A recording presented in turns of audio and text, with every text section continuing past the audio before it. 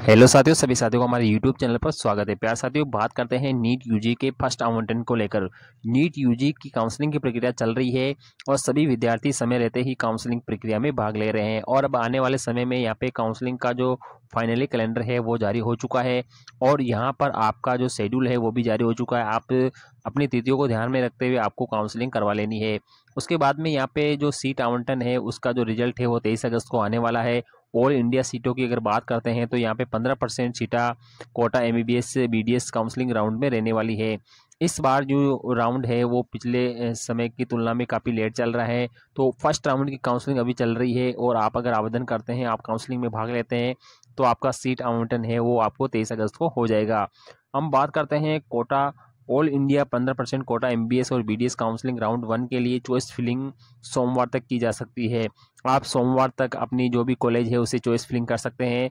Choice lock करने की प्रक्रिया है वो शाम 4 बजे से लेकर रात 11:55 तक आपको रहने वाली है। अगर आप चॉइस लॉक नहीं करते हैं तो ऑटोमेटिकली चॉइस लॉक हो जाएगी। चॉइस लॉक नहीं की जाने के पर सर्वर समय के अनुसार चॉइस ऑटो लॉक हो जाएगा। राउंड 1 के लिए सीट आवंटन का जो परिणाम है वो 23 अगस्त को यहाँ पे जारी कर दिया जाएगा और सदा सीट आवंटन में जो सफल अभ्यर्थी रहते हैं उनको रिपोर्टिंग और ज्वाइनिंग के लिए आपको 24 अगस्त से 29 अगस्त तक का यहाँ पे समय मिलने वाला है। अगर आपको कोई भी कॉलेज अलॉट हो जाती है तो आपको रिपोर्टिंग करनी है 24 अगस्त से लेकर 29 अगस्त के बीच में। एमसीसी नई दिल्ली ने राष्ट्रीय स्तर पर विद्यार्थियों से एनआरआई स्टेट प्राप्त करने के लिए आवेदन मांगे थे। प्राप्त आवेदनों में से लगभग 1037 विद्यार्थियों को एनआरआई स्टेटस यहाँ पे जारी कर दिया गया है। एजुकेशन एक्सपर्ट देव शर्मा ने बताया है कि यहाँ पे सूची प्रोविजनल है।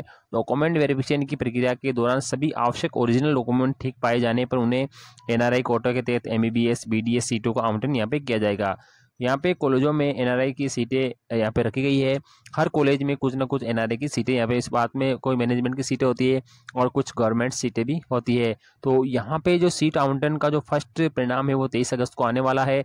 अगर आपने काउंसलिंग समय पर करवा देंगे तो आपका फर्स्ट राउंड में ही काउंसलिंग हो जाएगा। अगर आप नहीं करवाते हैं तो आप इससे पूरी प्रक्रिया से वंचित भी हो सकते हैं। एमबीएस और बीडीएस सीटों के लिए इस प्रकार जो स्नातक प्रवेश प्रक्रिया है वो चल रही है।